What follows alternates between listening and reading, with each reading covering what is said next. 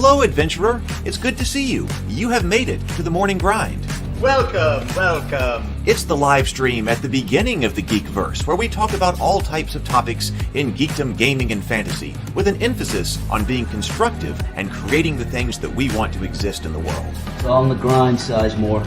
Can't be too fine, can't be too coarse. That's exactly right. There are a lot of adventures to be had today. Dungeons to explore and monsters to slay, and who knows what a random encounter might send our way. That's why we have to prepare, so settle in now for the morning grind with your favorite beverage in hand. Tea? Or maybe something a little stronger. I've got a few bottles of the old Wynyard left. Whatever you want. Pull up a chair. Dude. If you're feeling fancy, how about a cappuccino? Or a frappuccino? Or how about an espresso? Just tea, thank you. Sounds good to me, Gandalf. Whatever you want. I'm just glad you're here. Everyone is welcome. You can just watch if you want. You don't have to worship anything you don't want to worship. Thank you, Mike. But be forewarned. Sometimes we get really strange characters around here. Wait, what's that you say? Why can't you come and be a part of the stream? My wife would disown me. Oh no, I bet she'll be fine with it. Come on in. Am I scared for my safety? No. What are we supposed to do? Everybody do the secret handshake.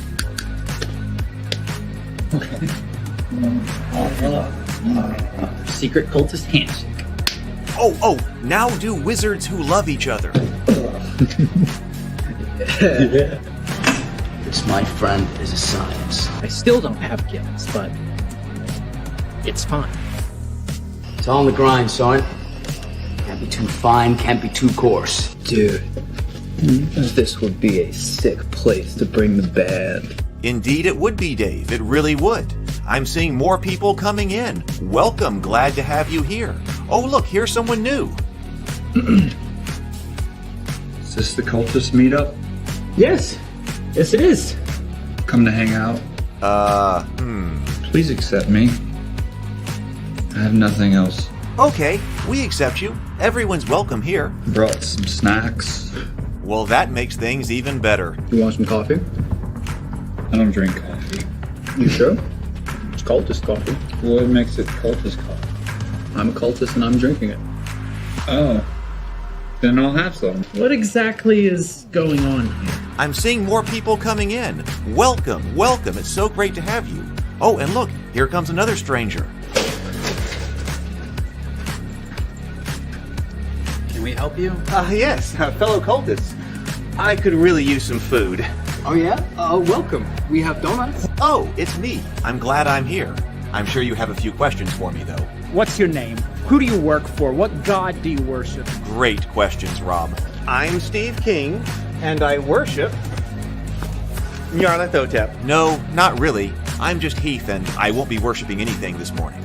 But I will be your host. Welcome to the office. We're going to have a great time. I've got my coffee ready, because now it's time for the morning grind. If you could become a fish, that would be amazing. Then I could command you with my mental fish powers. Hello, everyone. Welcome to the office. Welcome to the morning grind.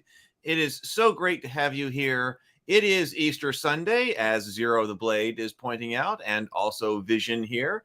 So probably lots of people are off at church this morning, but it is Easter Sunday, and we're here on the morning grind to take a look at Psionics. I have, we'll have to use the auxiliary camera today, or finally get to use it again, because I do have the physical copy here of the AD&D Psionics Handbook to take a look at here. And this was very much something I've been trying to get to, but I just haven't been able to yet. That was we wanted to look at because we had been through the Dark Sun AD&D campaign setting, actually rather extensively. But it was one of those things where Psionics is supposed to play a major part in the Dark Sun campaign setting, but it itself did not have rules for the Psionics. In it actually referred you to the actual Psionics handbook. So actually, I suppose in order to understand that critical component of Dark Sun, we need to take a look at how Psionics worked in AD&D. And it has been a long time since I've ever looked at this book. So that's what we're going to be taking a look at. But then also, one of our community members, Stargate Mind. You may have seen Stargate Mind in the chat sometimes. Stargate Mind has sent me this. This is the Psionics playtest that he has been writing, and he's been trying to update this Psionics Legacy book or this complete Psionics handbook for 5th edition.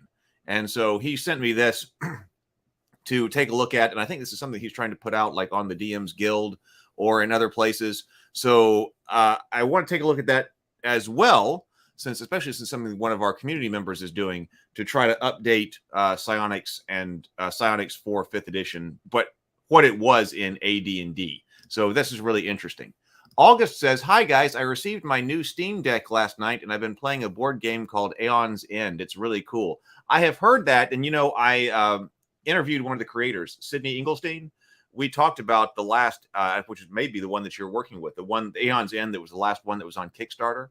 I don't know anything about the game, but I know that she was really involved in it. So that was a great conversation. She talked about publishing board games independently. Good morning, Zero Theory. Yes, please do hit the like button if you are here, or if you, whether you are here live or whether you are catching us on replay. Would love to see that. Services this morning, probably a lot of people. Actually, some people may be still in bed. I know that when I was or in bed again, because some places I know have sunrise service on Easter. That was something that like my Southern Baptist grandfather did when I was there. Easter Sunday, we didn't do like sunrise service. I don't remember in the Methodist or the Episcopal churches, but that was the thing with the Southern Baptist. So some people may have already been to church and then be back asleep because they went to sunrise service this morning. All right. So, one thing I have been working on, I should put out this. Please do like and subscribe. Thank you. Thank you for the reminder in the chat. I appreciate that. Here is the Ravenkeep Discord server link. I was frustrated because yesterday I was working on a bunch of stuff. And I feel like I sit here and work on a whole bunch of things, but nothing ever actually gets produced or put out or something like that. Because, remember a few days ago, I was showing off when we were looking at the Knave. We were looking at the Knave RPG, and I was writing a Python script to generate Knave characters. But I really like to be able to do things with it, and I like to be able to make more stuff. But, as far as technology goes, because I've been trying to transition from the complete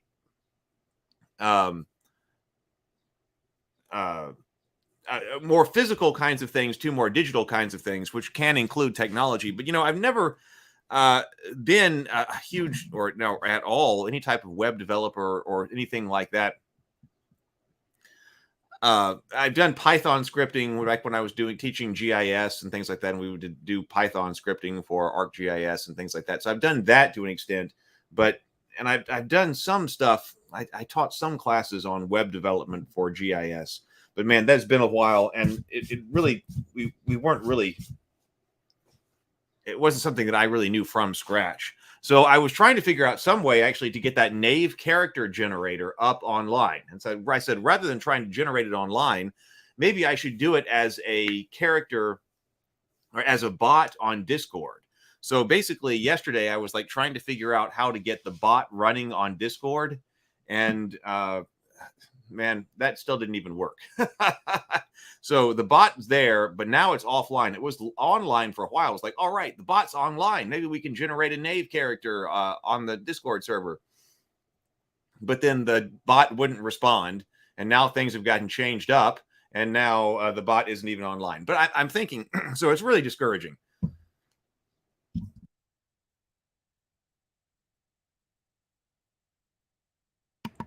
So it's really discouraging.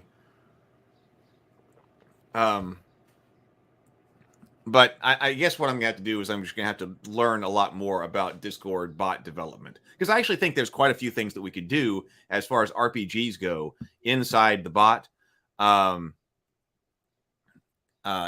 inside the Discord environment. But I guess ChatGPT, as I was trying to do ChatGPT and having ChatGPT, or actually GPT-4, help me out with the Discord development, but I don't think it really understands. I guess I was able to get the Python done that way because I know something about Python. I'm not an expert in it by any stretch of the imagination, but I've used it before. I've made scripts with it before. It was kind of rusty. So, then using ChatGPT to help build that character generator.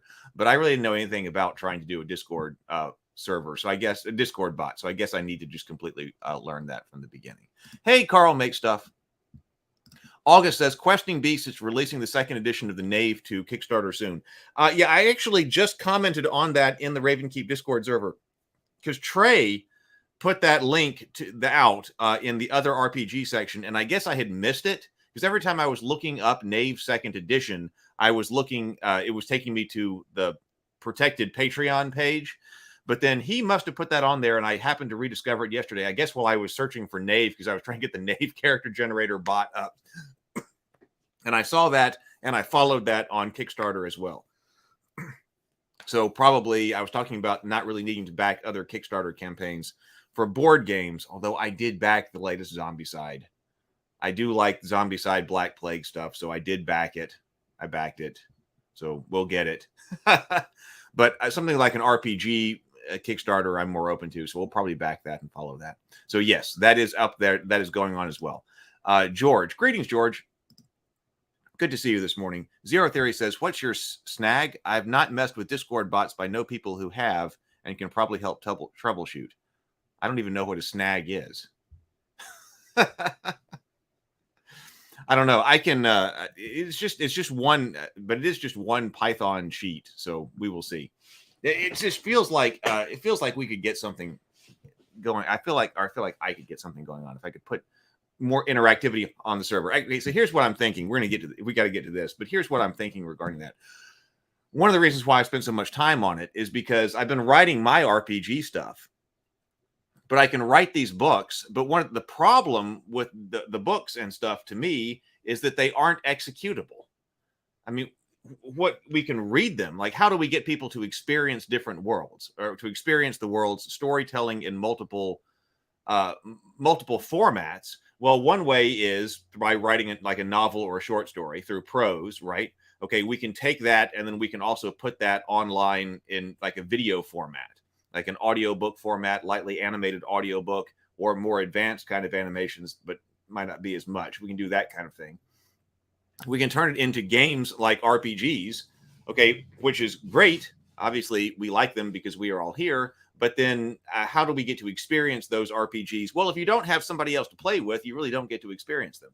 So, you can buy the book, you can read it, but you don't really get to experience it, which is kind of the purpose of the RPG anyway. So it would be really great if there was some way to execute somebody's book, somebody's RPG book in an online format for single player or multiplayer.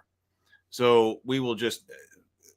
and so particularly, like I'm saying, if you enjoy this kind of thing, but you don't have somebody to play with, wouldn't it be great if you could sit down and you could play yourself through some type of world and experience it for a couple of hours, instead of a movie or something like that? Hey, let's experience this RPG. So it seems like that's the kind of thing that should be able to be created online, but I have never seen exactly what I'm looking for elsewhere. So I don't know. We'll just see. Hey, T-Bay Mufon, welcome. Good to see you this morning. Good to see you this Easter morning. Okay, welcome. Glad to have you here. All right. So, today I probably have to work on some other things. I need to work on these morning messages. I've got to eventually, if I'm going to do anything with these other shows, get their digital assets going. I still have got to send some stuff to Longpack for the action figures. And tax stuff. Oh, and fix the Goodnight Sword book so I can get that going again, so we can get that going on. So, all right, everybody got your favorite drink with you this morning? Favorite drink right here. I've got mine. We're going to do 2 breaths, deep inhales, complete exhales, and then everybody take a sip of your favorite drink here. Let's just go. Let's go.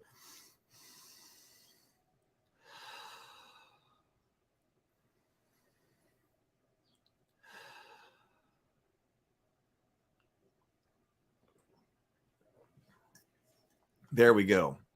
T-Bay says coffee and a vape. Well, that works. That works. Whatever your favorite drink here is. Okay, so let me bring up the auxiliary camera. This is the Complete Psionics Handbook. Move the light a little bit over in that direction and change the color of the light. There we go. So, okay. What is in this book?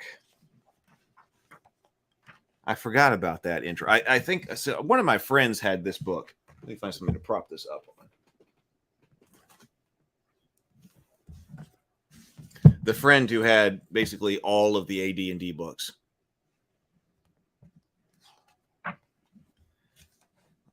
So I remember that kind of this kind of weird intro picture. So, all right. So what's our table of contents like? Introduction, Chapter 1, the Psionicists. And I kind of remember that this is a new class that it was adding to it. Chapter 2, Psionic Combat. Chapter 5, Psychometabolism. Chapter 6, Psychoportation. Chapter 7, Telepathy. Chapter 8, oh no, over here as well. Chapter 3 is Clairsentience. Chapter 4 is Psychokinesis. Chapter 8 is Metapsionics. Chapter 9 is a Psionics campaign. And then we've got monsters as well.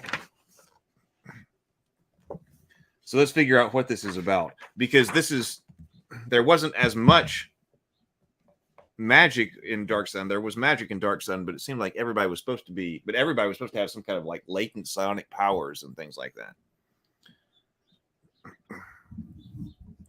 So how does this start? This starts with, what do you think I am, a mind reader? As a matter of fact, you might be if you're an AD&D game character with the right stuff. All you need is brain power, discipline, and the complete Psionics handbook. Wait a minute, let's adjust.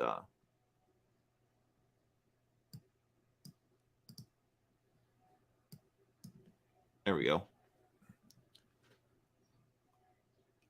Hey, good morning, Brett. It has been a long time for me as well.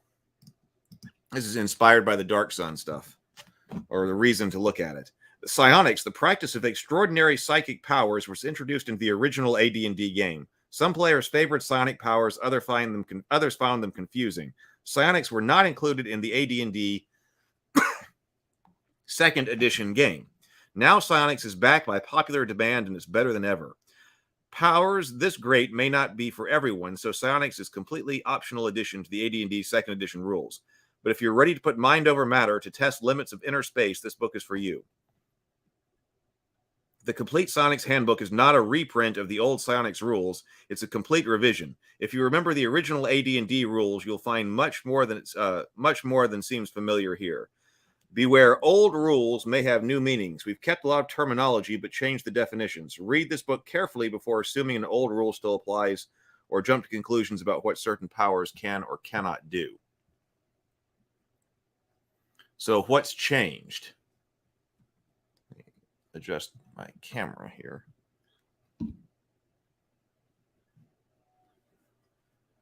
Doesn't it though? Carl says that layout brings back memories. Totally does.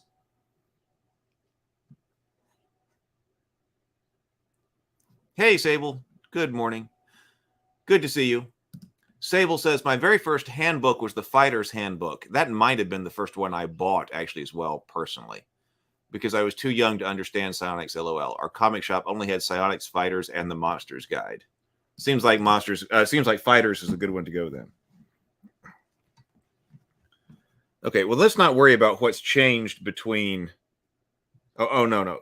Well, okay, it says, what's changed between the major 5 revisions to the original AD&D Psionics rules. Like, a Psionicist is a character class. Characters cannot pick up a psionic power here and there just because they have a superior brain. Oh, well, that's kind of changes what seems like what I was thinking that Dark Sun was saying, that everybody was supposed to get some. But here it is. The Psionics is a character class. The list of psionic powers is greatly expanded. 3 psionic powers are organized differently. 4 psionic powers are treated much like proficiencies. Psionic powers do not work automatically. A power is essentially a skill, and using it properly requires a check. 5 psionic strength points are not divided into attack, strength, attack, defense, and generic branches.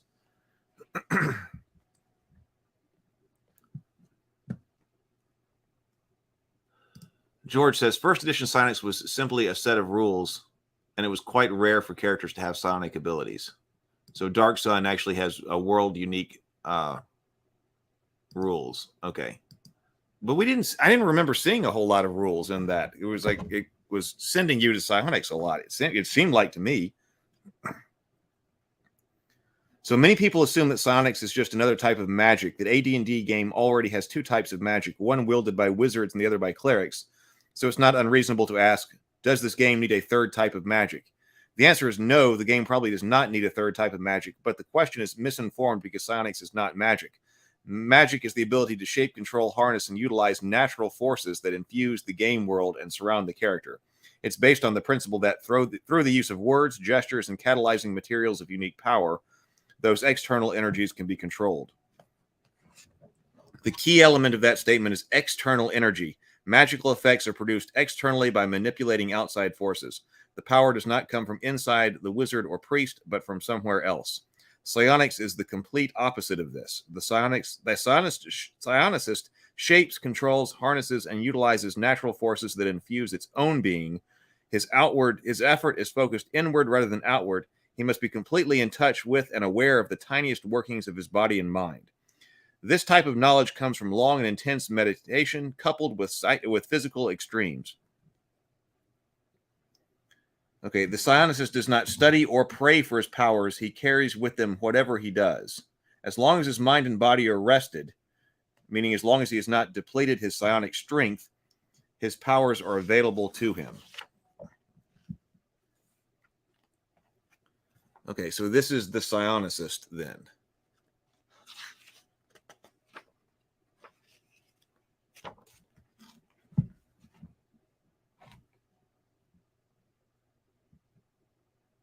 So it's a wild talent. Yeah, you have to have this book to run Dark Sun. Okay, so everyone in Dark Sun is a wild talent. There are rules a few pages later for that. Basically, everyone rolls on a random table for a power. Psionics in Dark Sun has a good feel. They play Nate. Hey, Nate. Welcome, Nate. They play the role of martial arts or monks. Yeah, see, George, same way. I never played with psionics in a standard AD&D game, but because we were looking at Dark Sun, seems like we need to understand them more. Just to understand Dark Sun and what was going on with it. Okay, so more than a character of any other class, the psionicist is self-contained. Unlike the fighter and thief, he needs no weapons or tools to practice his art. Unlike the priest, he needs no deity. Unlike the wizard, he relies on no outside energies. His power comes from within. He alone gives it shape. The psionicist strives to unite every aspect of himself into a single powerful whole. The psionicist, he looks inward to the essence of his own being and gains control of his subconscious. Though extraordinary discipline, contemplation, and self-awareness, he unlocks the full potential of his mind. Requirements. This section describes the requirements all characters must meet to become a psionicist, including restrictions based on ability scores, race, and alignment. The DM may waive any of these requirements on special circumstances, but the player shouldn't count on it. So this is Constitution 11, Intelligence 12, Wisdom 15. Prime requisites: Constitution, Wisdom. Races allowed: human, halfling, dwarf, gnome, elf, and half-elf. Okay, so as usual, only demi-humans can be multi-class characters. Halflings and dwarves can combine psionics with other classes as shown. We do have racial level limits as well.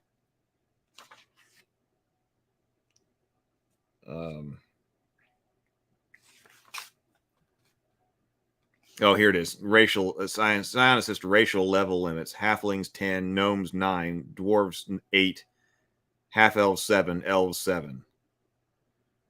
Psionicists have only one alignment restriction. They cannot be chaotic. Discipline is the foundation of all psionic power. A character whose creed is chaos cannot achieve a level of self-control that psionicists require. Okay, Psionicist Primer. All psionic powers begin with one of 6 disciplines: clairsentience, psychokinesis, psychometabolism, psychoportation, telepathy, and metapsionics. Within each discipline are major powers called sciences and minor powers called devotions. So 6 disciplines, each with major powers called sciences and minor powers called devotions.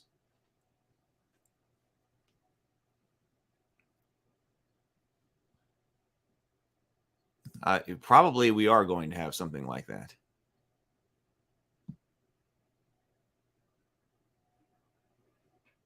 Nate says it's more like a class and some abilities for other characters that give them mind-based powers, more Jedi than wizard.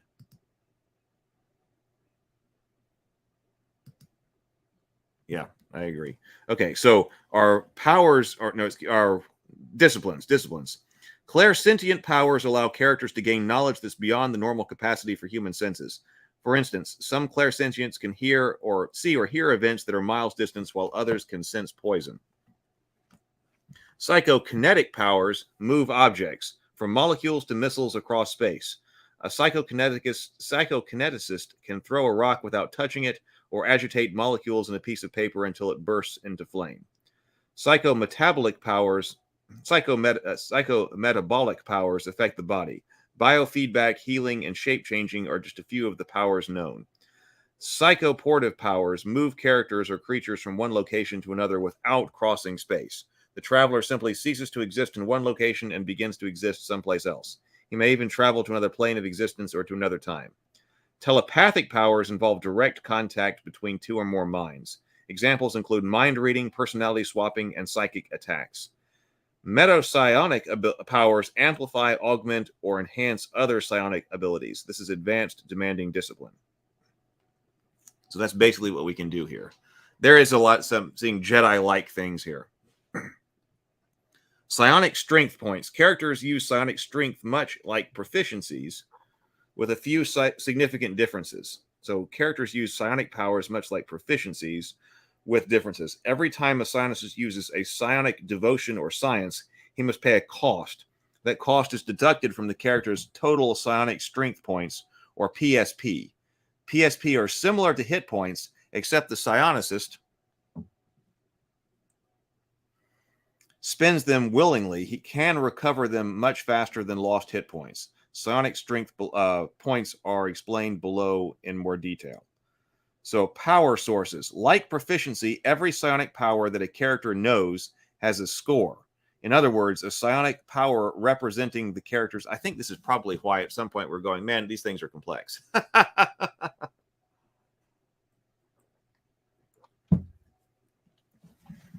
So like a proficiency, every psionic power that a character knows has a score. In other words, a psionic power score represents the character's aptitude for using that particular power. Power scores are devised exactly like proficiency scores. Every psionic power is associated with one of the character's basic attributes, wisdom, strength, etc. The psionic power score equals the character's score for that attribute plus or minus a specific amount.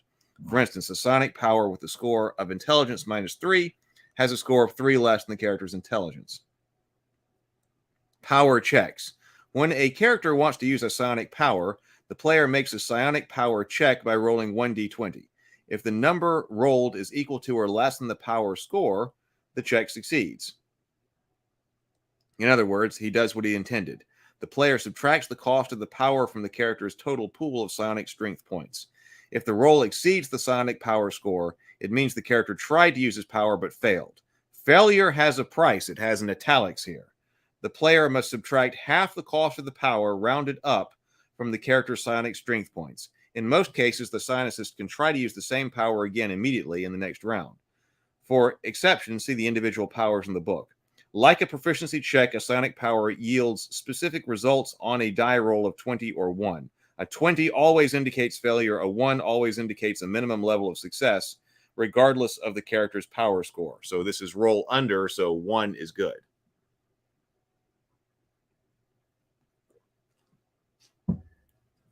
Nate says, epic level wizards in Dark Sun uses psionics to strengthen their spells and aid their transformation into a higher arcane form. Defilers turn into dragons, preservers into Avengians. Okay, that's covered in the Dragon King accessory, and we never got to look at that one. This doesn't mean 1. That doesn't mean that 1 or any low number is the best result. A 1 means the power works, but often with a quirk or drawback. Oh, a 1 means the power works, but often with a quirk or drawback. See individual power descriptions for specifics. Players may use the optional power skill score for psionic powers too. If the die roll for the power check equals the character's power score, a special result occurs. Chapter 3 through 8 provide details. All right, how psionicists level up. They've got D6 hit die.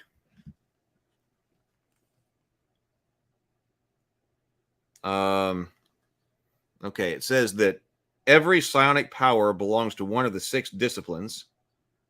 Before a character can learn a psionic power, he must have access to the appropriate discipline. Psionic characters begin play with access to only one discipline. So this is psionic power progression right here. So we have experience level 1 through 20, total disciplines that go from 1 to 6, total sciences 1 to 10, total devotions 3 through 25, and then I guess that's defense modes. So gaining sciences and devotion. Every new first level psionicist knows 4 powers within a single discipline. 1 science, which is a major power, and 3 devotions, which are minor powers. With each new experience level, a psionicist gains new powers. Sometimes he gains both sciences and devotions, at other times only devotions. A player can select new powers from the character as soon as the psionicist reaches the new experience. These new powers can be chosen from any discipline the character has access, including a discipline that was just gained. Note, if the optional training rule is in play, characters must train with a mentor until they reach 7th level. To find the training time in weeks, subtract the mentor's wisdom score from 21. Beyond 7th level, psionicists can train themselves if they pass the necessary checks to qualify as instructors. The training time for a psionicist instructing himself is doubled. Within a single discipline, the number of devotions a character knows must be at least twice the number of sciences. The first discipline chosen is the character's primary discipline. A character can never learn as many sciences or devotions in any other discipline as he currently knows in his primary discipline. Good morning, Jason. Good to see you. Nate says that defense modes are used in psychic combat. 2 psychics can attack and defend against each other with various mind powers. Ah, okay. Thank you. So, example, Lena's primary discipline is clairsentience. She knows 3 sciences and 7 devotions in that discipline. This means that A, she must learn an 8th clairsentient devotion before she can learn a 4th clairsentient science, and B, at her current level, she cannot know more than 2 sciences or 6 devotions of any other single discipline.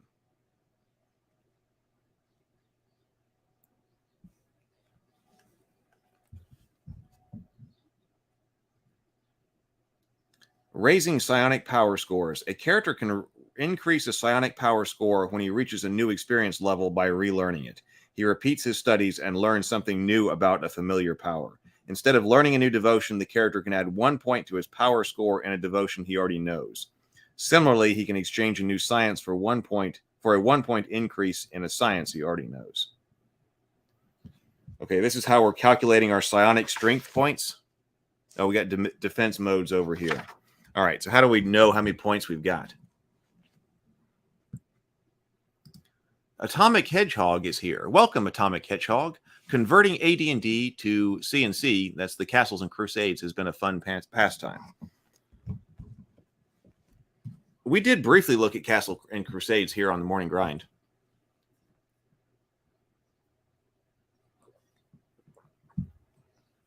But haven't gotten into it in great detail. Okay, psionic strength points. Psionic energy comes from within the character. The character is measured in this energy is measured in psionic strength points, or PSP.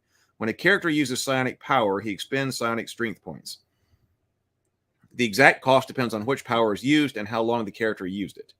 A total number of psionic strength points that a character has depends on 4 factors: wisdom, intelligence, constitution, scores, and experience level. Wisdom Wisdom, intelligence, and constitution determine the psionicist's inherent potential. Wisdom is the primary factor. Experience determines how well the character has developed that potential. Follow these steps to calculate a character's total PSP. Find the character's wisdom score on table 5. Here is table 5. Ability score, base score, ability modifier. So find the character's wisdom score. So if I had a wisdom score of 16, I would have a base score of 22 and an ability modifier of +1. Add the appropriate ability modifier for the character's intelligence and constitution score to the base score. This final adjusted number is the character's inherent potential. So if I had an ability score of 16 in wisdom, I have a base score of 22. If I have an intelligence and constitution of 15, I'd add 0, so it would still be 22. We're about to see an example here, but that might be why over here in the beginning, minimum constitution 11, minimum constitution of 15, minimum wisdom of 15, minimum constitution 11, minimum intelligence 12, minimum wisdom 15. So, for example, Rowena's abilities scores are wisdom 17, con 16, int 12. Her inherent potential is 25. 24 points for her wisdom score. So wisdom score was 17. Okay, 24. Plus a +1 modifier because she's got a great constitution score. At first level, she has 25 PSPs. All right, gaining psionic strength points. Every time a character gains a new experience level, he expands his total pool of psionic strength points. To determine how many PSPs he gains, find the modifier on table 5 that corresponds to his wisdom score. Add that number to 10. The result equals the total's PSP gained. Okay, so we go back to wisdom when you're leveling up.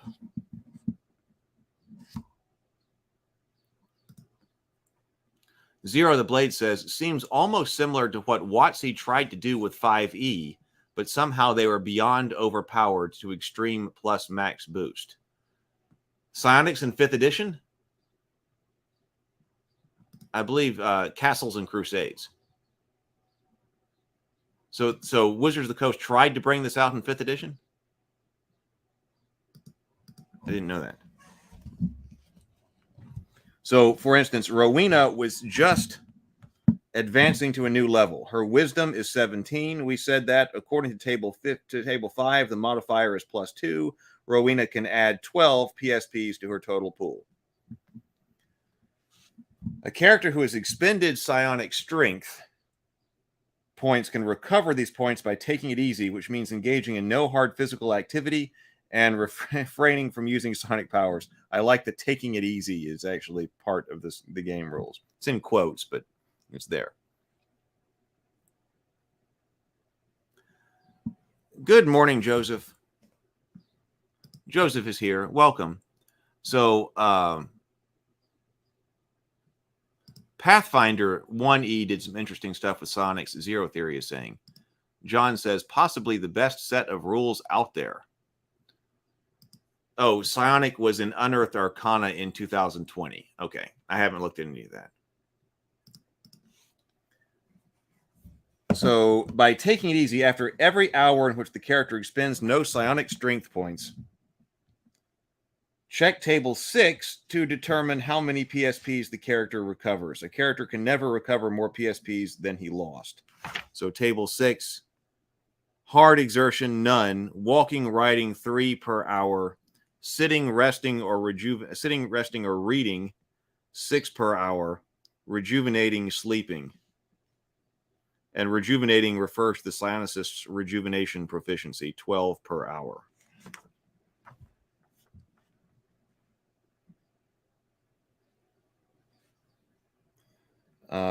Okay. Defense modes, we were just talking about this. The psychic defense modes are special powers which all psionicists acquire naturally in time. All defense modes begin with the telepathic discipline.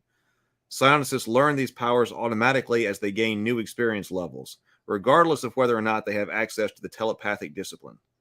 Defense modes do not count toward the psionics' maximum powers or abilities listed in Table 4, nor are they counted when character determines the relative number of sciences and devotions they can acquire when they're given discipline. The 5 psionic defense modes are Mind Blank, Thought Shield, Mental Barrier, Tower of Iron Will, and Intellect Fortress. Each is described in Chapter 7, Telepathy.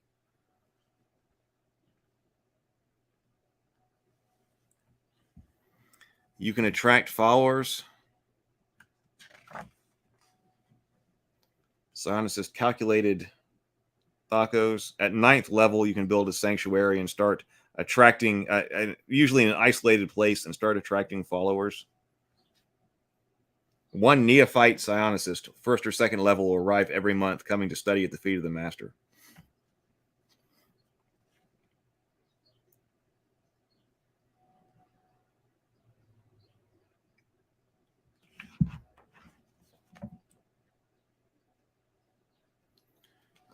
Okay. Armor penalties.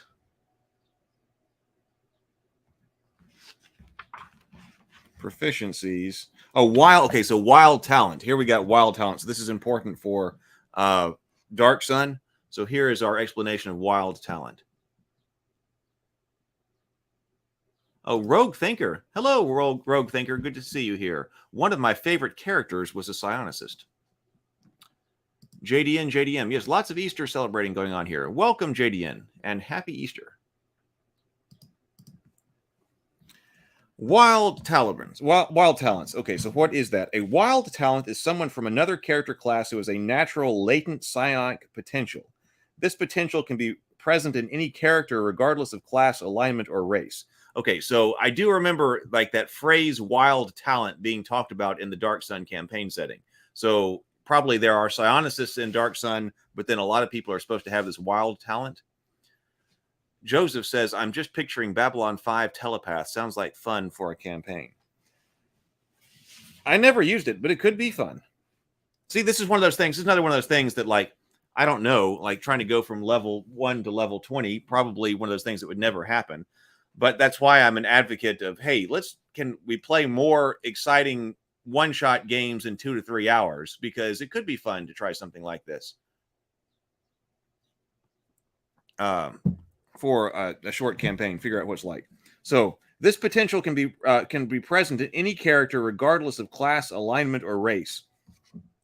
Wild talents can never approach a psionicist in skill, but they do boast at least one psionic power, which is known as a wild power among psionicists. Any character can test for wild powers. The character should be forewarned. Such efforts are not without risk, as explained later. A character can test for wild powers only at a specific time, when the character is first created, when the character's wisdom increases to a higher point than it has ever been, the first time the character goes to a psionicist who can perform psychic surgery on him, when psionics is first introduced into the campaign. Every character, I want to know more about the psychic surgery, going and seeing the psionicist for psychic surgery. Every character and NPC monster. It also sounds like we should have more of this in when we're looking at the Black Cipher stuff. See, that's actually why another reason I kind of like dividing the Lovecraftian stuff between fantasy and science fiction more stuff, because it seems like the psionicist stuff you could have more in the sci-fi Lovecraftian stuff, but that save the magic for the fantasy Lovecraftian stuff. Oh, Nate clarifies that all Dark Sun player characters are wild talents. Thank you, Nate. So every character and NPC monster, if the DM wishes, has a base chance of 1% to possess wild powers. This is modified as shown below. So base 1%, each wisdom, con, or intelligence score of 18 plus 3, each wisdom, con, or intelligence score of 17 plus 2, each wisdom, con, or intelligence score of 16 plus 1. Character is 5th to 8th level plus 1. Character is 9th level or higher plus 2. Mage, cleric, or non-human times 1/2. Oh, times 1/2. Not 1 and 1/2, but just 1/2. This apply this only once if you're a non-human mage or something like that. So mages and clerics are less likely to have this. Once you've determined the character's chance to be a wild talent, roll percentile dice. Subtract 2 from the roll if the character is under the guidance of a psychic surgeon. If the roll is less than or equal to the modified chance... Okay, wait. So subtract 2 from the roll if the character is under... Oh, subtract 2 from the roll. Why not just add 2? But subtract... Okay, subtract 2 from the roll if the character is under the guidance of a psychic surgeon. If the result is less than or equal to the modified chance, the character has at least 1 wild power. If the number is 97 or higher, the character suffers dire consequences. All right, so that was the consequences of making this check to try to unlock your latent ability. Example, consider a 3rd level dwarf cleric with a wisdom of 17, intelligence of 9, and constitution of 16. His chance to be a wild talent is 1 base plus 2 because of wisdom 17, 1 plus of a constitution 17 times 0.5 because he's a dwarf. The final result is equal to 2%. The dwarf has a 2% chance of being a wild talent. The player rolls a 3 on a percentile dice. The dwarf has no talent. Oh, we got tables here for wild devotions and talent here. Determining powers. If a character is a wild talent, the player should roll percentile dice again and consult table 12 wild devotions to determine exactly what the character's psionics powers are. Most wild talents have only 1 power. A lucky few, those with high rolling players, boast more than 1. Furthermore, a character gains any power with a prerequisite. If a character gains any power with a prerequisite, he automatically gains the prerequisite too. For example, if the wild talent knows a telepathic power which requires contact, an important telepathic power, he automatically knows contact too. So here are wild devotions, clairsentient devotions up here, where this is a D100 check. Psychokinetic devotions, that's things like animate object, animate shadow, ballistic attack, control flames, control sound. I mean, I do think this is kind of cool for the certain things. Lots of stuff. I mean, I always get excited when we're doing something like this about more stuff to write and things like that. Zero theory, yeah, it's a roll under. The talent is roll under. 1% chance to turn into a chicken. Well, that might be. We're about to look at the risks. We'll keep going a little bit. I want to take a look at what Stargate Mind had made as well. So stuff under my desk here. Okay, so psychometabolic devotions are things like cause decay, cell adjustment, displacement, double pain. I'm actually thinking more about this.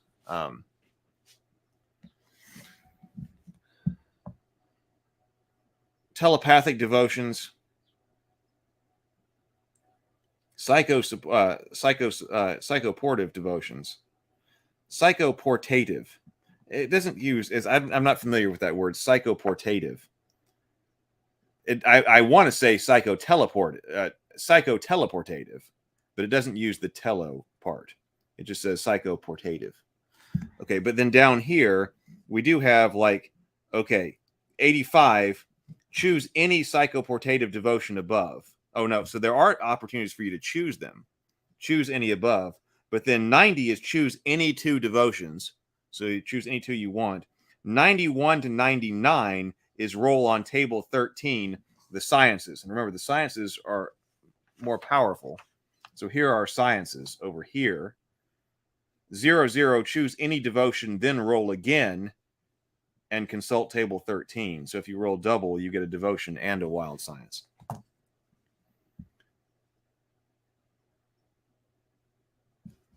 going to have to think about this a lot more.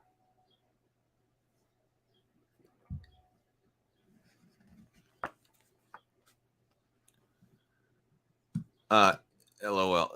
Hey, James. I got started about the right time today, actually.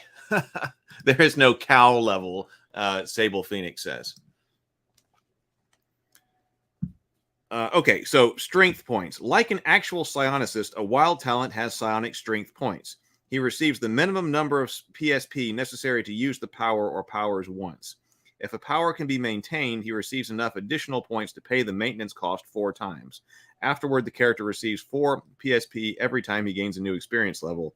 He gains no bonus for levels he already has. Oh, really? Psychoportative is moving your mind only, not your body? Oh, okay. That would make sense because psychoportative things are astral projection, dimensional door, dimensional walk, dream travel, time shift, time anchor, space anchor. I bet that makes sense. Okay, so I wasn't familiar with that word. So it makes sense, James. Excuse me, Nate Jones. Psychoportative is moving the mind. Got it. It did say there were the ability to like teleport, though. So that must be someplace else.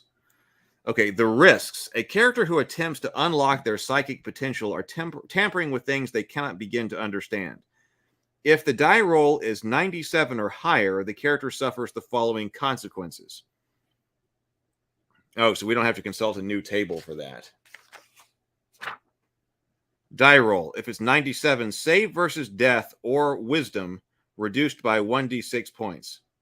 Save versus death. I guess if you fail, that means wisdom is reduced by 1d6 points permanently. If you roll a 98, save versus death or intelligence is reduced by 1d6 points permanently. A 99, save versus death or constitution is reduced by 1d6 points permanently.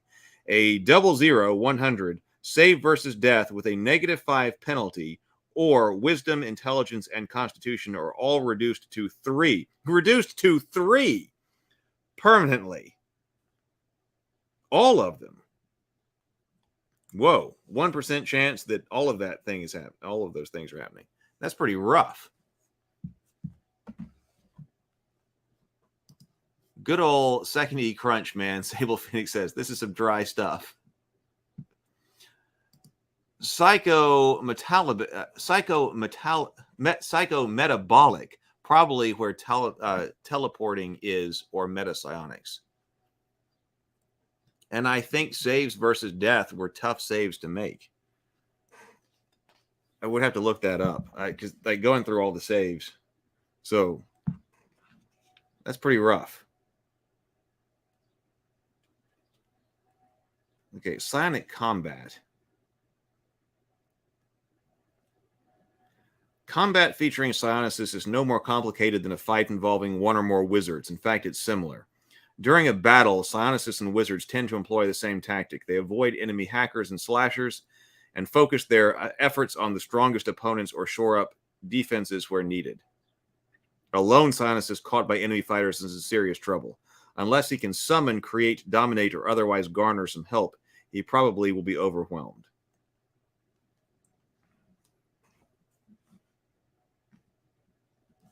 So psionic contests, psionic powers often clash head on.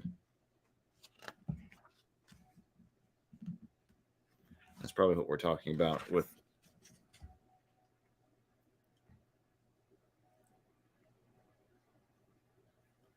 combat cards. Yeah, I was going to say you basically turn into a vegetable. I was thinking something very similar. James says, this is Scanners, the handbook. Yeah. All three of those abilities at once. Psychometabolic is mind over power, mind over body powers. Metapsionic are psionics that are mind powers over the 6 disciplines, often combining 2 or more of them. Oh, so that's why you're subtracting 2. Yes. Joe Russell. Hey, Joe. So Joe says that if you are being helped by a psychic surgeon, you subtract 2 from your roll. So the highest you could score would be 98. So you do not get vegetable. Yes. So you could score, you subtract 2 from the roll. So you're not going to have, your constitution is not in danger. Your save versus the vegetable is not in danger. And so it increases the ability that you actually do unlock your power by 2%. So what is this with combat cards? A combat card is a 3x5 index card or something similar listing pertinent information for one psionic power. Each player makes 1 card for each power the character knows. Pertinent information includes the power score, the initial cost and maintenance cost, range, preparation time, area of effect, and a brief description of the power's effect. Combat cards serve 3 purposes. First, they're a handy reference collection, a sort of psionic spell book for a character. Second, they help speed up the game when psionic powers are used during combat. And third, they make psychic contests more equitable. If a character intends to use a psionic power during combat, the player thumbs through his combat cards until he finds the card for that power. He then places the card in front of him face down on the table.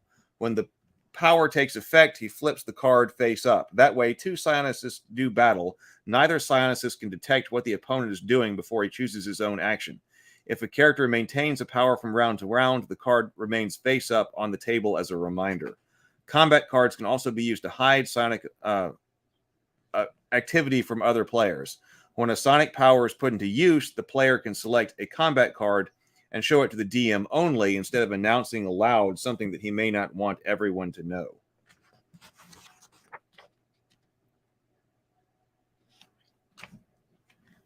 Okay, so I was kind of interested in what these things are.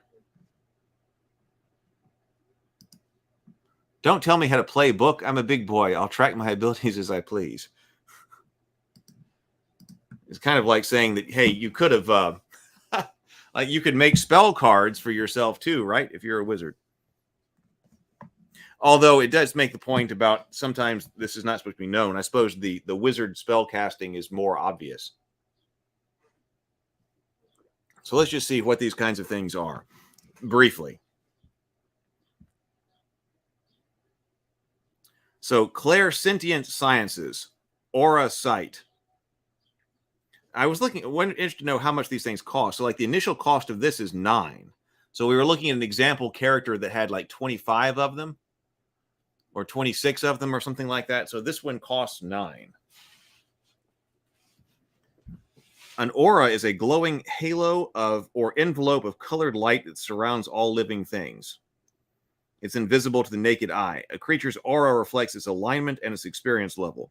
When a psionicist uses his power, he can see auras. Interpreting an aura requires some concentration, however. With each use of this power, the psionicist can learn one piece of information, either the subject's alignment or experience level, but not both simultaneously. A psionicist can examine up to 2 auras per round. The psionicist can be reasonably discreet when he uses his power. He doesn't have to poke at the subject or give him the hairy eyeball. What kind of description is that? He doesn't have to poke at the subject or give him the hairy eyeball. However, he does need to gaze on the subject intently. Clairaudience. This is still under clairsentient sciences. Clairaudience allows the user to hear sounds from a distant area. I see something with spelljammers. I meant to look. We still need to. I don't have spell. Wait, did I buy the Spelljammer book? Hang on. Spelljammer was something else. It seems like we're always coming up with more stuff to look at. But did I get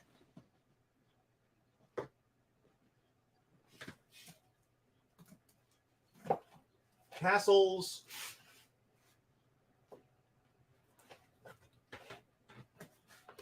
I guess I didn't. Huh. I guess that's still on the list. I was kind of interested because, especially since everybody was talking about not liking the 5th edition Spelljammer, I kind of wanted to go back to the original Spelljammer.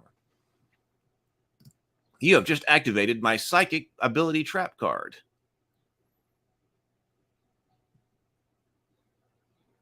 Joe says, if I remember, there's a sort of rock, paper, scissors to psionic defenses. They're better versus some disciplines. So you want that simultaneous reveal instead of you attack me with X, so I'll use Y. Ah.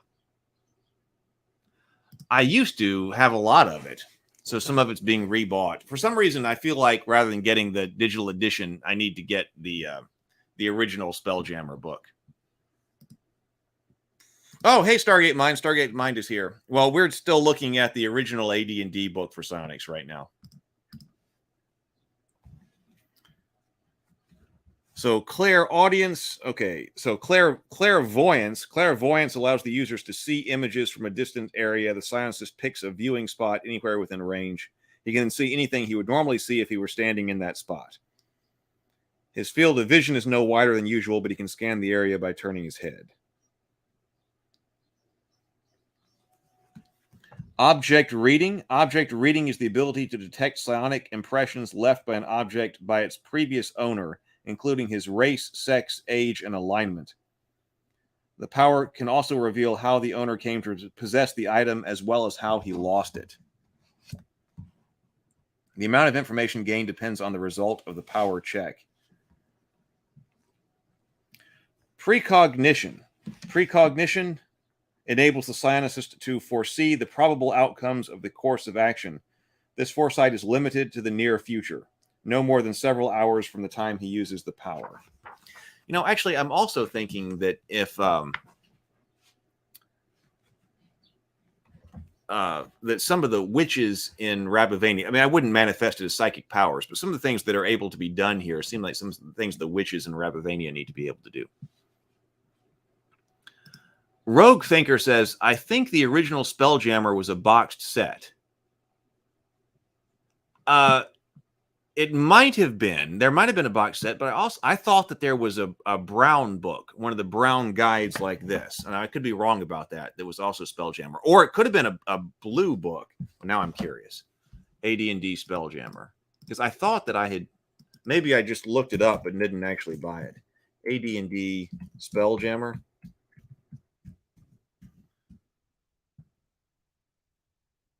Adventures in Space. So yeah, this is definitely the box set here. Spelljammer Adventures in Space.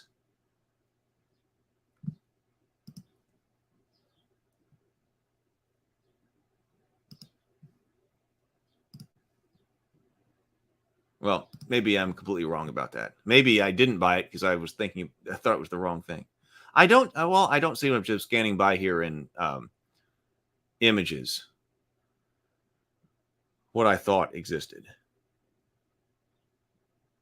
Okay, so maybe it is a box set. So I did not buy a box set. Psionicists are like sorcerers with points instead of slots. They're built around a set of powers like spell specializations. The difference is the psychic combat, which is like rock, paper, scissors. Stargate Mind says, sweet. In a trinity of opposition, think of magic, faith, and psionics as different things. Nate says, those psionic cards both allow psionicists to choose attack and defense to do mind combat with the defense modes. That's why it's suggesting cards. Well, should we, hold on. Should we go back here and look?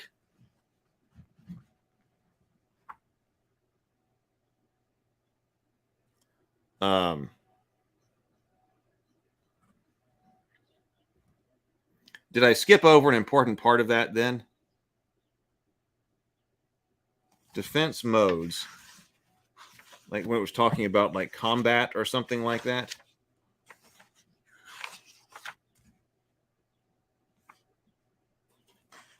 When they clash head on. Okay, so let's just take a look at this then. Resolving a psychic contest is simply when both powers are initiated on the same round. The two contestants just compare the die rolls for their power checks. The character with the highest successful roll wins the contest. If neither character's power check succeeds or the both are rolled equally, the defender wins by default. Okay, wait a minute. So let's go to power checks over here.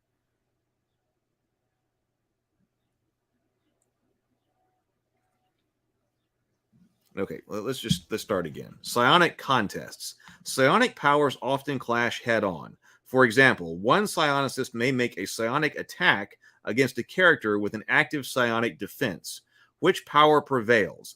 Does the attack break through the defense or bounce off? A psychic contest determines the answers.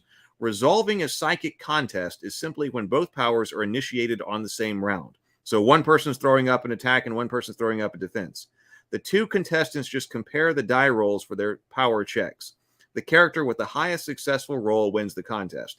If neither the character's power check succeeds, or if both rolls are equal, the defender wins by default. Tie goes to the defender. Example, an attacker is using ego whip. The defender has erected a thought barrier. The attacker's ego whip power score is 15, and the defender's thought barrier score is 12. The table below shows several different possible outcomes of the psychic contest between the two players. So this is the power score. That's not their roll. So, for example, the attack roll is 6 and the defense roll is 7. Attacker wins because his attack die roll is higher.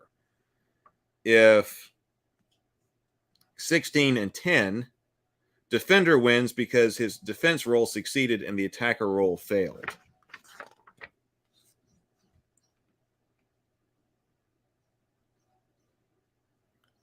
Okay, so that's going on.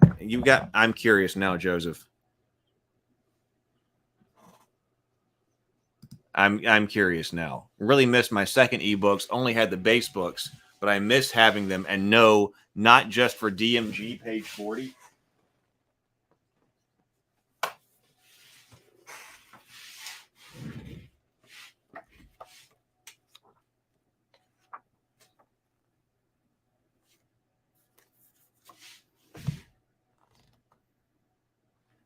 What am I supposed to be looking at? I was expecting it to be like a photo of a hot chick, or this could be the wrong guide.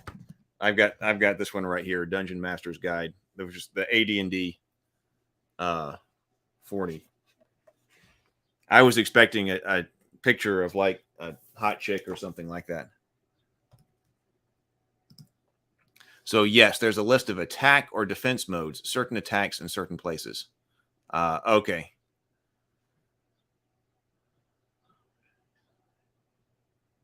Power checks in 5e are basically a character's ability scores for like proficiency checks. Ego, whip, and thought shield are not psionics. They are tools the psionic uses to make their powers succeed. Okay, so I got the wrong book. It is a hot chick. That's what I was figuring. So on the not revised, yeah, this is the revised, second edition revised.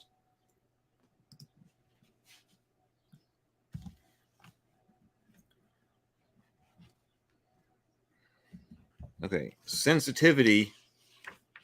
So object reading, we just looked at precognition. So precognition enables the psionicist to foresee the probable outcomes of a course of action. His foresight is limited to the near future, no more than several hours from the time he uses to cast the spell. Furthermore, the character must describe the intended course of action in some detail in order to establish the course of events.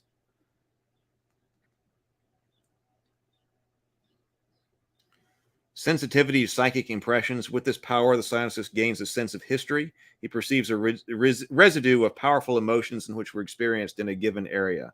The impressions offer him a picture of the location's past.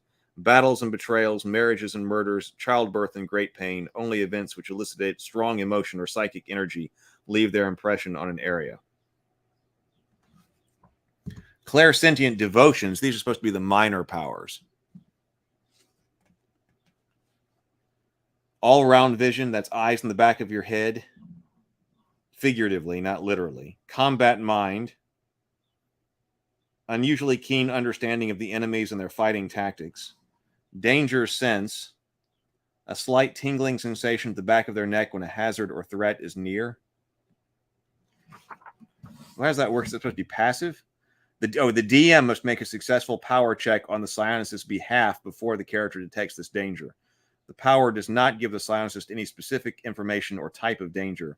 He does not learn how or when it will strike. However, he does learn the general direction of the threat. To the left, ahead, behind, whatever.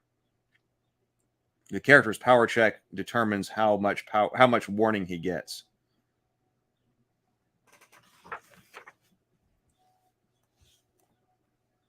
Feel light.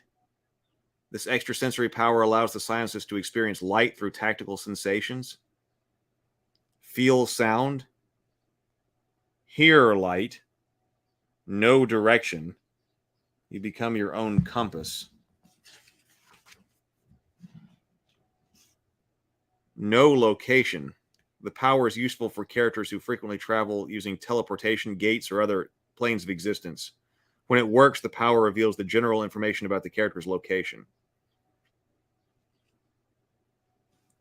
Poison sense, radial navigation.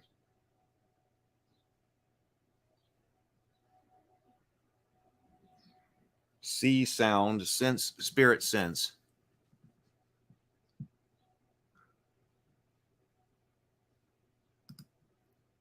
Joseph says, I've commented that I want to replace my books for the artwork and that I was remembering page 40 as being part of why 11-year-old me started to notice girls were made different to boys. Oh, well, now I'm really wondering what page 40 is. Can we just Google DMG page 40?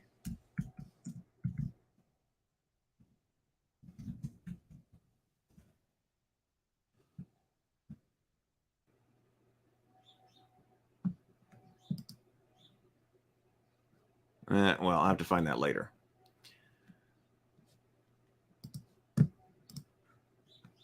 Nate says, when a psychic uses power on another psionicist, or if you use a power on a target protected by psionicists, is when attacks and defense occurs.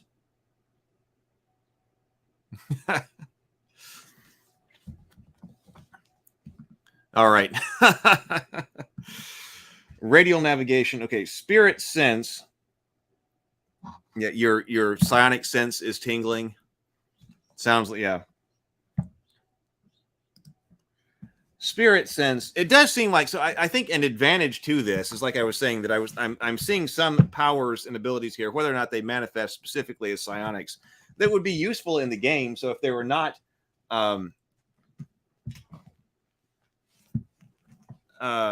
whether or not they're psionics, I guess these are things that don't manifest in the AD&D game as normal magic. Psychokinetic senses. Psychokinetic sciences are things like create object. The psionicist with this power can assemble matter from air and the surrounding area to create a solid object. The object remains in existence as long as the psionicist pays the power's maintaining cost. Otherwise, it breaks apart.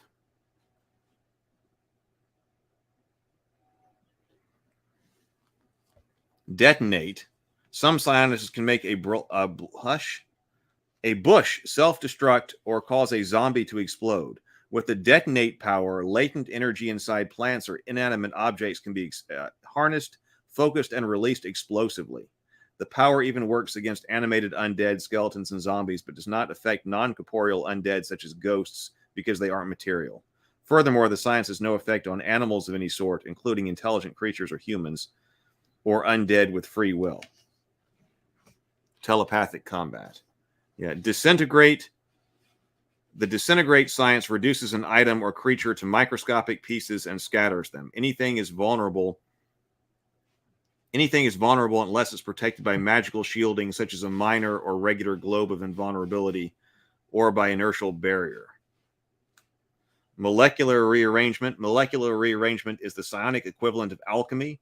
By toying with objects' molecular structure, the psionicist can choose its fundamental nature or properties.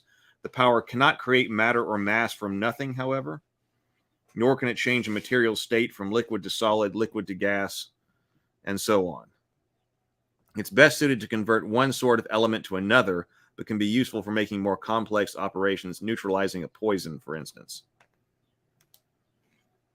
Project force. Some psionicists can push, shove, and bully an opponent from afar. Project force allows the psionicist to focus psychokinetic punch against a target up to 200 yards away. If used defensively, this punch causes damage equal to 1d6 points plus the target's armor class. Negative armor classes reduce the damage. A rather unsubtle blow can be used to trigger traps, throw levers, open doors, break windows, and the like. Telekinesis, or TK for short, is the ability to move objects through space without touching them. A telekinetic force tends to be psychically taxing because they involve real work. Moving small, light objects is relatively easy. As the object becomes more massive, the task becomes significantly more difficult. Well, so did mine. We must have... Oh, my mouse just stopped working.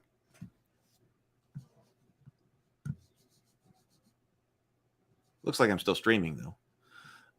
Yeah, I think I've got the wrong one, too, Sable Phoenix. Psychokinetic devotions. Animate object. Object is brought to life. Okay, image posted on the morning grind on the Discord server. That's a good place to put it. That way everybody who's curious gets to check it out.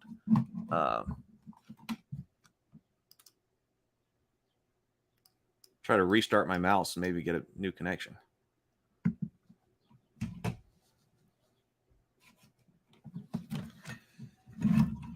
Otherwise, I do have a backup mouse.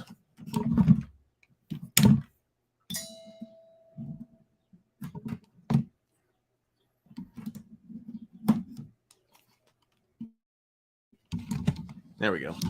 Backup mouse enabled. So if you want to see this picture, here's a good reason to go to the Ravenkeep Discord server. The Ravenkeep Discord server is right here.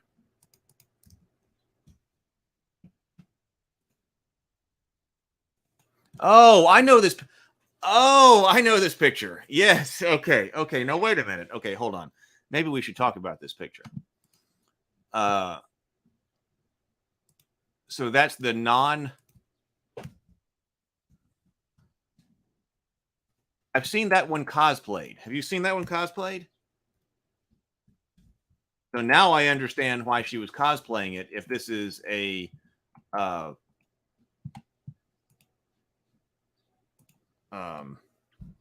if this is a really important, a really well-known picture. Aha. Hang on. We got to bring this up then. Hang on. So now, wait a minute. I'm going to download that. Let me download that image. Let me save that image. You guys know what I'm talking about? Let me come back over here. I have not seen that cosplay, Joseph says. It has cultural significance. Okay, wait a minute. So, I almost clicked out of here. Let me take this down for the second. Present. Share screen. So this is the image that we're talking about right here.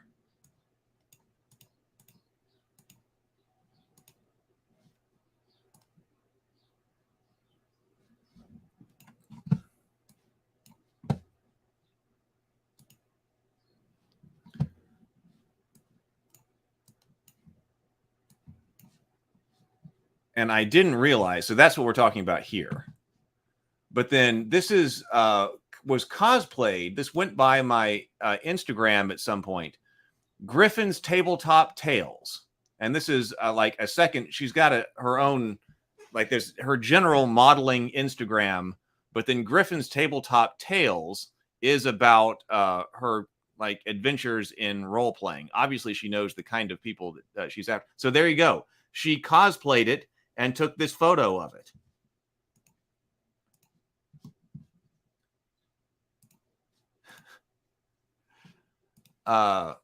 So there we go. So she says brand new edit from this photo shoot. So that is exactly what she was recreating right there. So learn something new.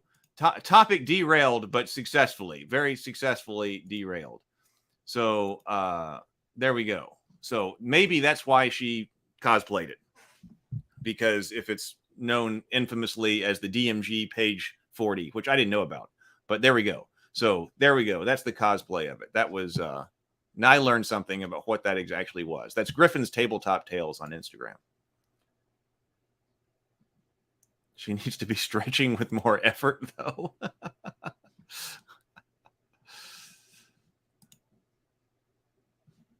All right. So, yes. Derail, but that was a very good sidetrack. That was a good sidetrack. Because I saw that picture on Instagram. I didn't know it. I wonder if that's hidden someplace else in the DMG version that I have. Anyway, let's go for just a few more minutes here. Psychokinetic devotion. Okay, so we were animating an object. Sounds like if you're trying to animate a broom or something like that. Animate shadow. With this devotion, the psionicist can animate a shadow by anyone or anything and make it seem to have its own life. Ballistic attack. This power can make any psionicist a David when he's facing Goliath.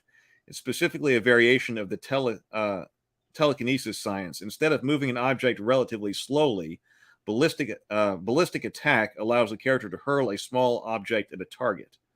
The object, no more than 1 pound in weight, can achieve deadly speeds. It must be within sight of the psionicist and cannot be anchored or attacked to anything else. A rock is the most common weapon. Initial cost 5. So this one is cheaper. Control body. The science allows a psychokinetic control of another person's body. In effect, the victim becomes a marionette. He knows that someone else is pulling the strings, though he's probably mad as all get out. Before the science actually works, the psionicist must engage in psychic contest, pitting his power score directly against the victim's strength. If the victim wins the contest, he breaks free. The psionicist still pays power cost.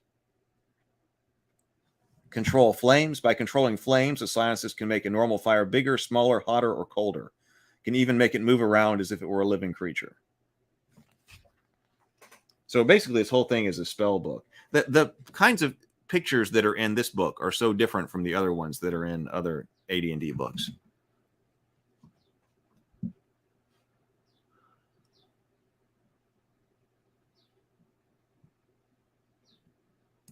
Why is Watsy off making strangled noises in the corner?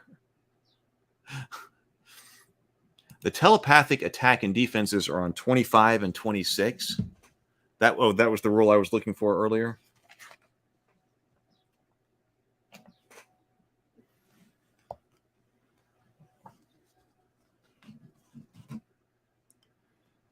Okay, so before a psionicist can use a telepathic power, he must establish contact with the recipient's mind. Contact is a telepathic devotion which paves the way for other telepathic powers. Usually, a single use of this devotion is all that's required. The psionicist uses contact first, then follows up with another telepathic power. Beings with little or no psionic talent, including wild talents, can be contacted in this way. So can psionicists and psionic creatures, provided they cooperate. The contact devotion never works against a psionicist or psionic creature who does not allow it to work. This is true even when he's sleeping or unconscious. Psionicists normally have closed minds. Before the contact power can work against them, they must successfully open their minds. They can be selective, allowing contact with a friendly power while closing their minds to hostile characters or strangers. While a subject's mind is closed, he can only be contacted through telepathic combat. The text below describes 5 telepathic assaults or attack modes that are used to establish contact with a closed mind. It also describes 5 telepathic defenses, which can help prevent such attacks from succeeding. Lastly, it explains what happens when these opposing powers clash. Telepathic attack modes. There are 5 telepathic attack modes: mind thrust, ego whip, id insinuation, psychic crush, and psychic blast. See Chapter 7 for a complete description of each. Against a mind that is open to contact, each of these powers has specific effects. For instance, ego whip can make a character feel so worthless that he suffers a penalty to all of the die rolls. None of these effects occur unless the subject's mind is open to contact, however. None of these effects occur unless the subject's mind is open to contact however. If the subject's mind is closed, an attack mode only serves to erode his resistance. If it is repeatedly struck with an attack mode, his mind can be forced to open and contact will be established. Learning attack modes. A psionicist learns attack modes in the same way he learns other powers. The character must first have access to the telepathy discipline. Then he must allot one or more devotion slots to the power. Only psionic blast is a science. The character could devote himself completely to learning the attack mode, or who knows, a character could devote himself completely to learning the attack modes and learn all 5 by 2nd level. Or he could learn dozens of telepathic powers without ever picking up a single attack mode. It's the player's option. The 1-2 punch. Attack modes differ from most other psionic powers in one key regard. A character using an attack mode gets 1 bonus attack with that power each round. An attack mode packs a 1-2 punch. The player rolls 2 power checks. Each of these rolls constitutes a separate attack, and if opposed, is conducted as a separate psychic contest. Both attacks must be directed against the same target. The initial cost of the attack mode includes this double attack.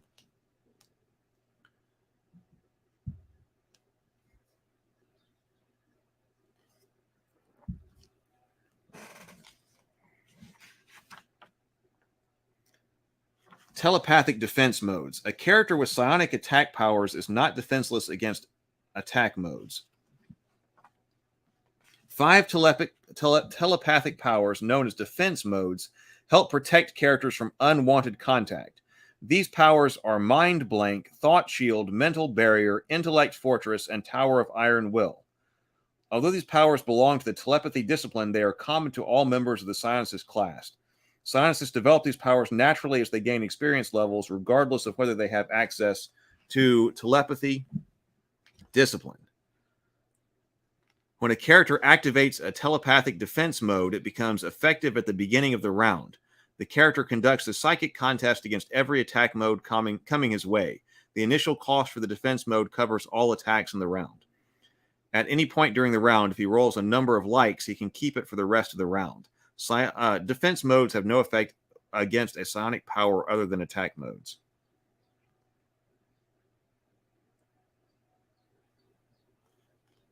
Okay, so attack modes.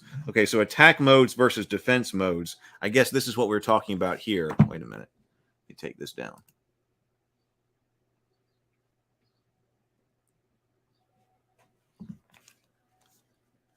Psionic attack versus psionic defense modes. So mind thrust, mind blank. So each attack mode is more effective against some defense modes than others, and vice versa. This is represented by modifiers which apply to the attacker's power score. So this is attacker's power score. When attack mode clashes with the defense mode, cross-index the attack with the defense on table 14. The resulting modifier is applied to the attacker's power score. Thus, positive modifiers are bonuses and negative modifiers are penalties. It's easier for mind thrust to get through mind blank. Ego whip can also get through mind blank more easily. But id insinuation is not good at getting through mind blank, and so forth. So that's the rock, paper, scissors kind of thing. So you wouldn't want to know, oh, you're attacking me with this, let me put up this. They need to shield. They need to attack and shield themselves kind of simultaneously.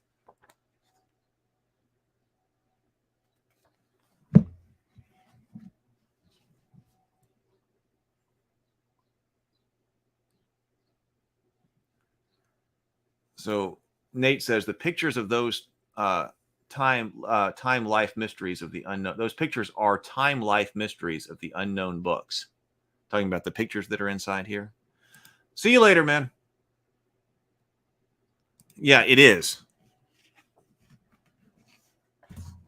That's one of the illustrations here.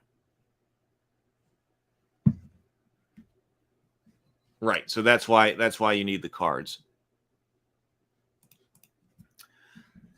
All right. Well, I don't know. How much more do we need to look at? I don't know. We got all kinds of different, which is basically the whole spell book list here.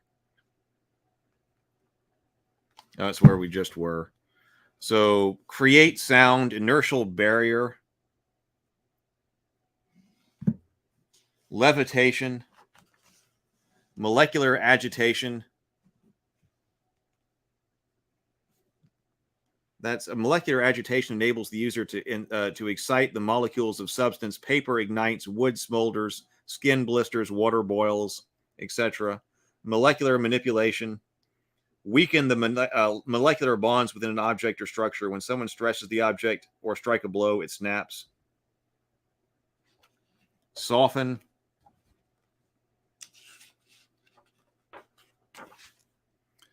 Psychometabolic sciences are things like animal affinity. Complete healing. The psionicist has mastered his ability to heal himself completely in all his ailments, wounds, and normal diseases. He places himself in a trance for 24 hours to accomplish the healing. The trance is deep and cannot be broken unless the character loses 5 or more hit points. If he uses the power, the psionicist's body is repairing itself at an incredible rate. At the end of the 24-hour period, the character awakens restored to complete health in every regard except for the 30 PSPs he expended to use complete healing. Death field. A death field is a life-sapping region of negative energy. Energy containment, life draining. Metamorphosis, shadow form. Transform yourself into a living shadow. Devotions include absorb disease, adrenaline control, aging, causing unnatural aging by touch, biofeedback, body control, body equilibrium. Body weaponry allows the psionicist to convert one arm into a weapon.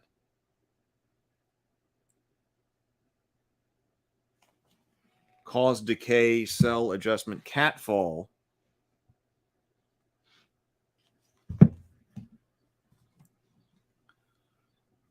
Found the original DMG on the Internet Archive, so that's there. The OG Tome of Magic has some cool full art images too. Did I what? Oh.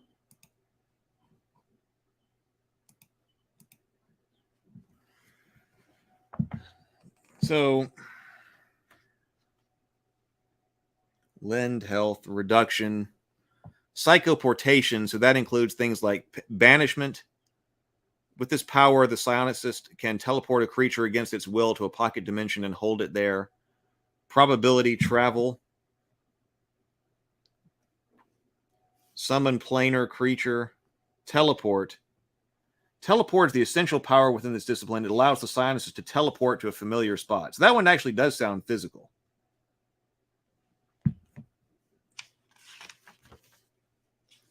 Teleport. Other psychoportive devotions include astral projection, dimensional door, dimensional walk. Oh, so it seems like your devotions might have mainly to do with the mind, but teleport other and summoning creatures and things like that, that does sound physical.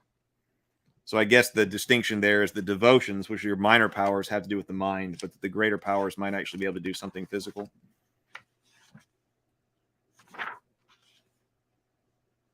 Telepathy.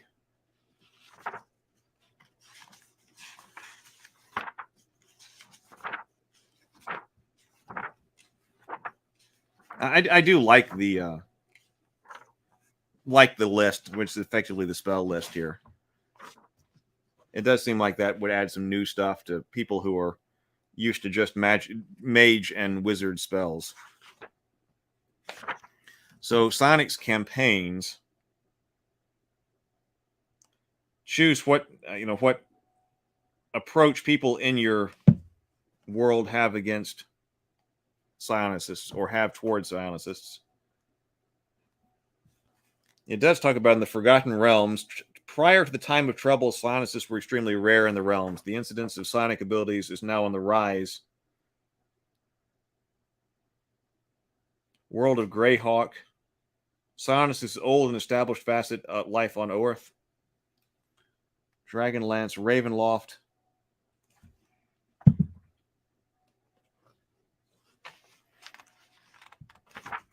So discussing how to do this. Spells and psionics. How different spells interact with psionics.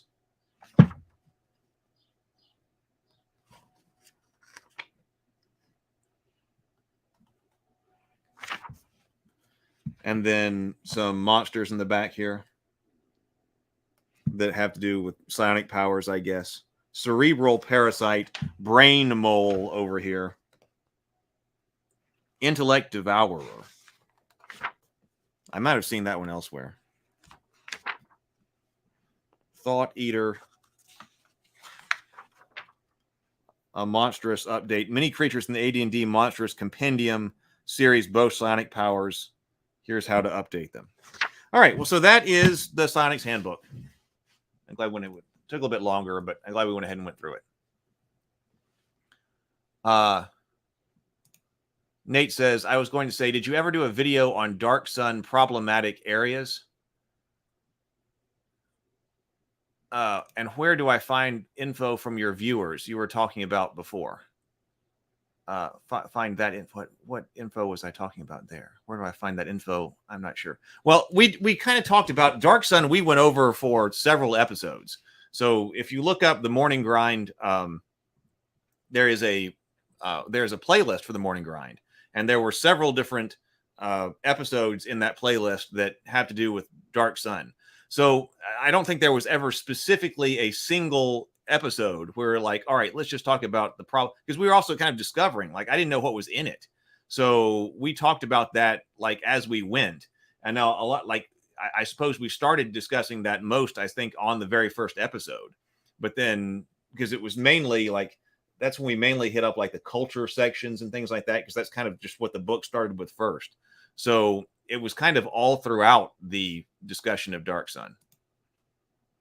Yeah, I didn't do a video on Dark Sun. They were like, yeah. And Sable Phoenix says we couldn't find any problematic areas. So we speculated on things that Wizards of the Coast might not want to have in a game today, but that was it. So there was a lot of discussion on what, because Wizards of the Coast didn't identify that. So there was just a lot of discussion on that subject. Okay, let's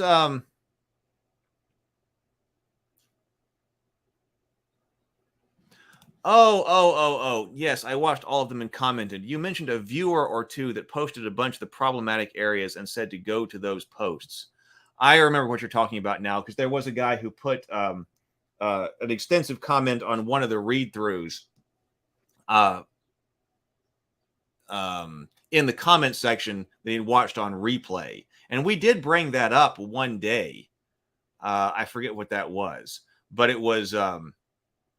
I think that it was a comment on the second episode. I think it was a comment. I think he put that comment on the second episode.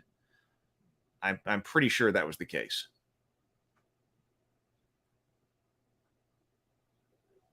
I was thinking about going and seeing the D&D movie this weekend, but I decided to not, because I was working on all of my stuff. As far as my bot stuff was going, apparently Dritz wasn't the D&D movie because Drow are problematic to WotC too. But didn't they want to think about doing some Dritz stuff? Wizards wants to remove all specificity and context from a narrative game. Let's see how that works from them. Nate says, yeah, I'm a big fan of Dark Sun and want to see what people are saying about that stuff.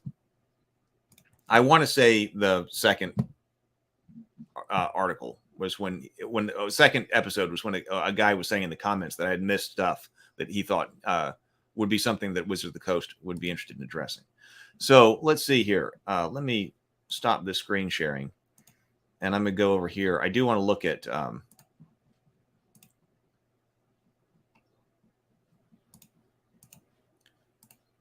this at least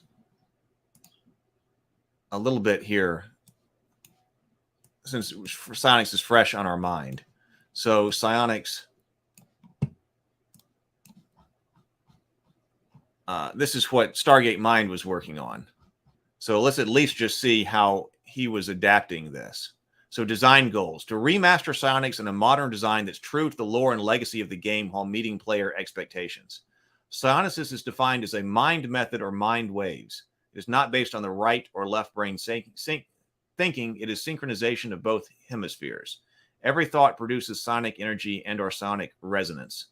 This energy and resonance changes the electron bonds between atoms. Okay.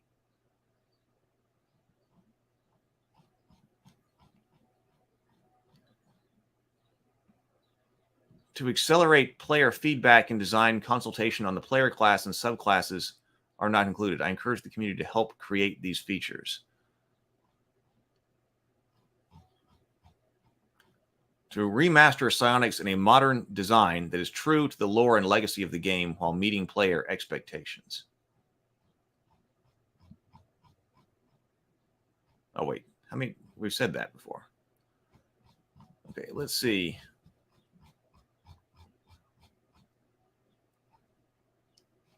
Well, I'll have to talk to him about this. He wanted to get together on this.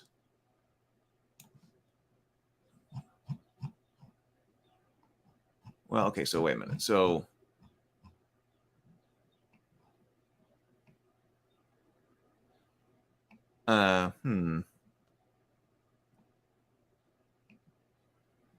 Psionic combat between Psions require nature, int, and survival wisdom proficiency, which are combined.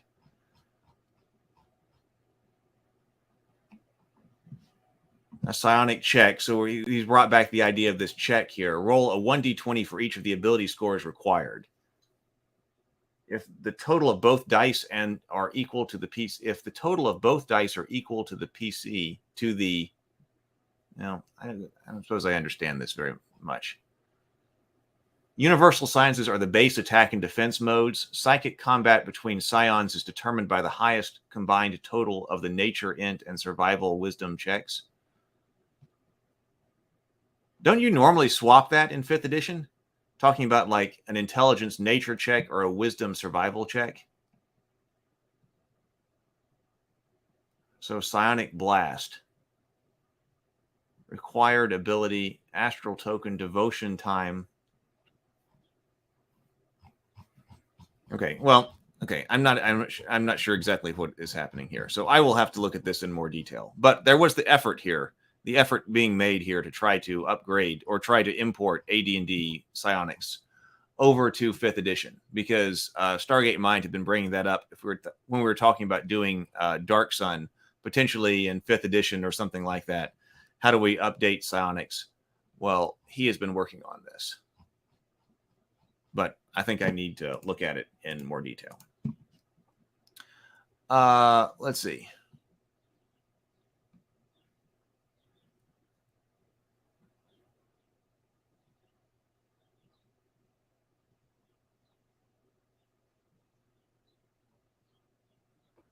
Let's see. Oh, lots of stuff actually going on here. So Joseph says, I decided I'm not going to see the D&D movie for one reason that was kind of the last straw to me, based on Dungeons and Dragons by Hasbro, not Gary Gygax and Dave Arneson. Oh, really? Is that what it says on there, based on Dungeons and Dragons by Hasbro? Oh, that is kind of rough. I was not planning on seeing it. It takes me a while to get up to the... it takes me a while to get to a movie theater anyway. And I made that journey last weekend for John Wick 4. But I almost stayed there for a double feature and was like, well, since I'm already here and I'm taking the time to already drive up here, I might go see it. But it was too late, so I didn't do it. I've talked about it on the channel before, like the trailers and things like that. But I did see, it seemed like some people were saying that it was better than that it was okay. I was expecting it to be bad. But Sable Phoenix says, I got invited to the D&D movie by a friend. The movie is just okay.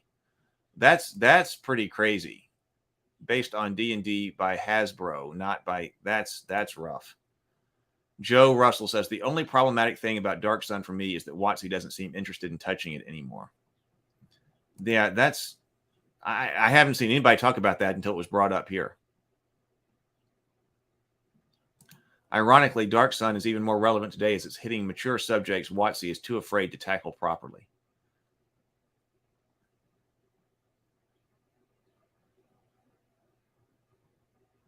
Are they going to do Planescape? I hadn't heard.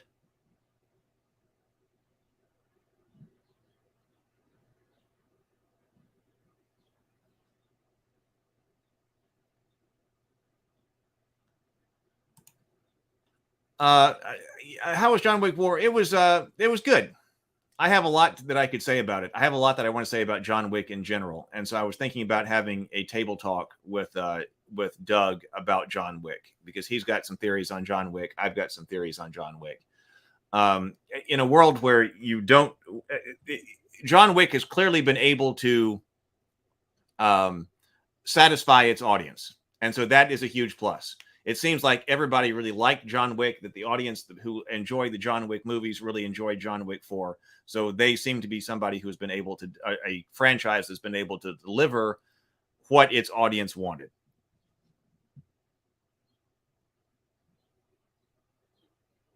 Oh, that the Creator Summit from last week, they said they're going to do Planescape. I didn't get any information on that. Okay. All right. Well, it's been this has been an extended morning grind today, so we're going to call it right there. And I will see everybody tomorrow. Have a productive day, a creative day, or hey, go hang out with if you're doing like Easter lunch or something like that. Go hang out with family and enjoy yourself. All right. I will see everybody tomorrow. Later.